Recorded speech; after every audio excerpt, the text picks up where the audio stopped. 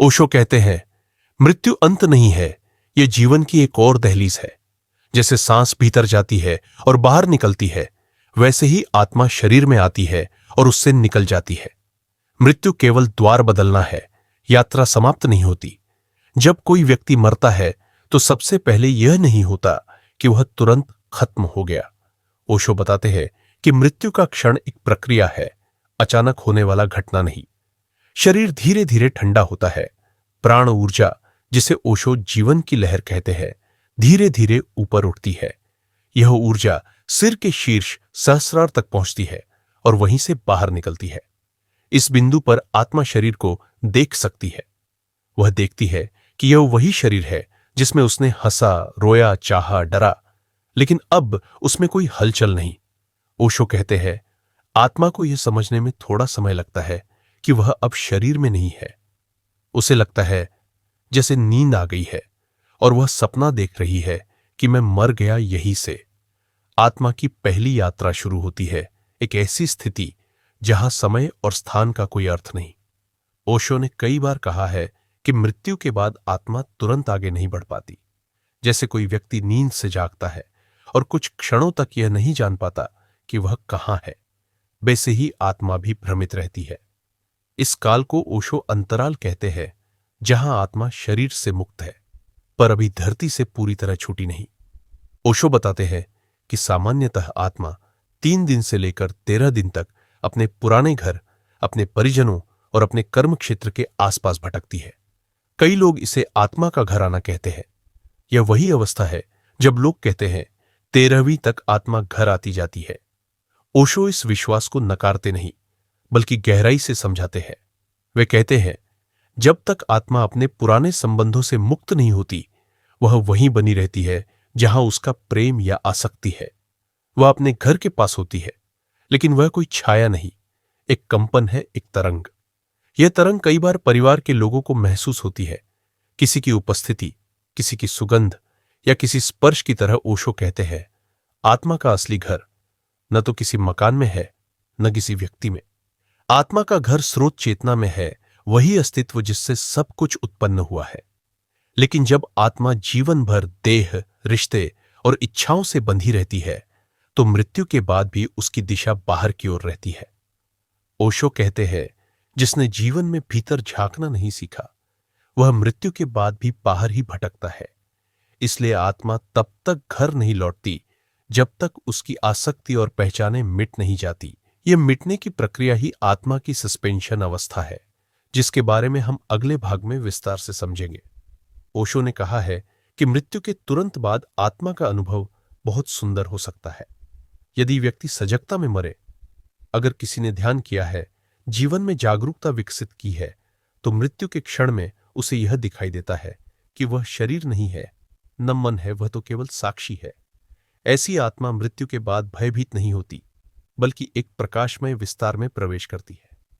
ओशो कहते हैं, मृत्यु केवल अंधकार नहीं लाती, वह प्रकाश का द्वार खोलती है।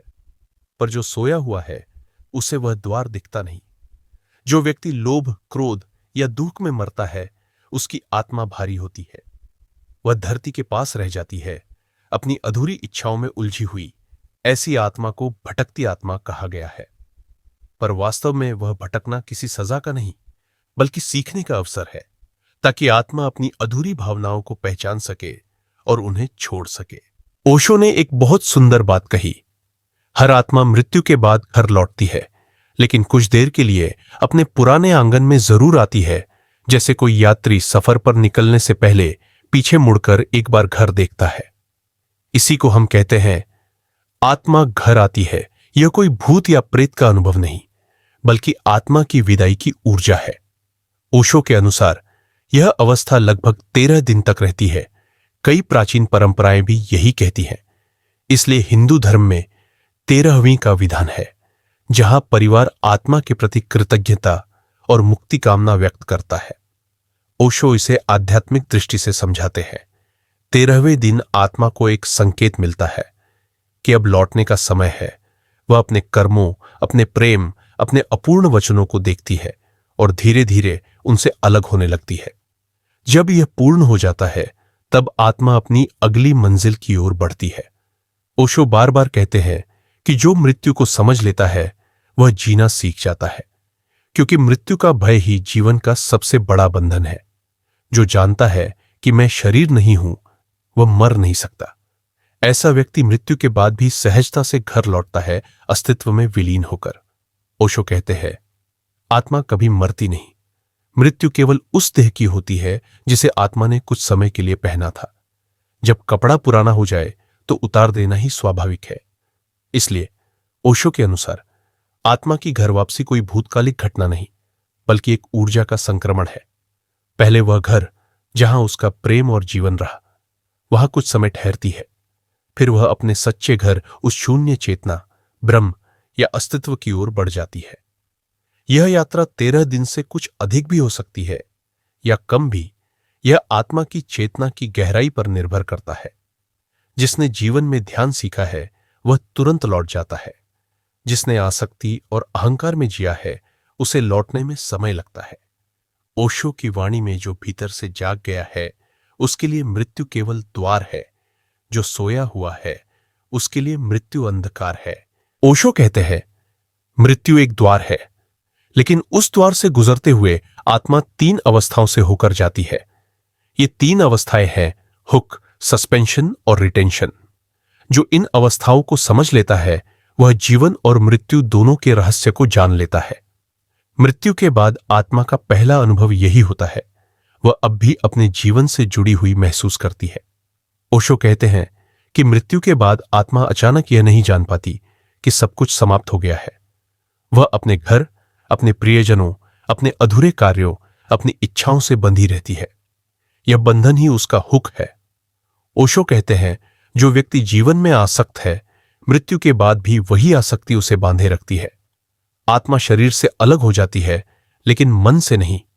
हुक का अर्थ केवल भावनात्मक जुड़ाव नहीं है, यह ऊर्जा का चुंबकत्व है। आत्मा अपने परिचित कंपन, परिचित वातावरण की ओर आकर्षित रहती है। इस अवस्था में आत्मा बहुत कुछ देख सकती है, लेकिन कुछ भी बदल नहीं सकती।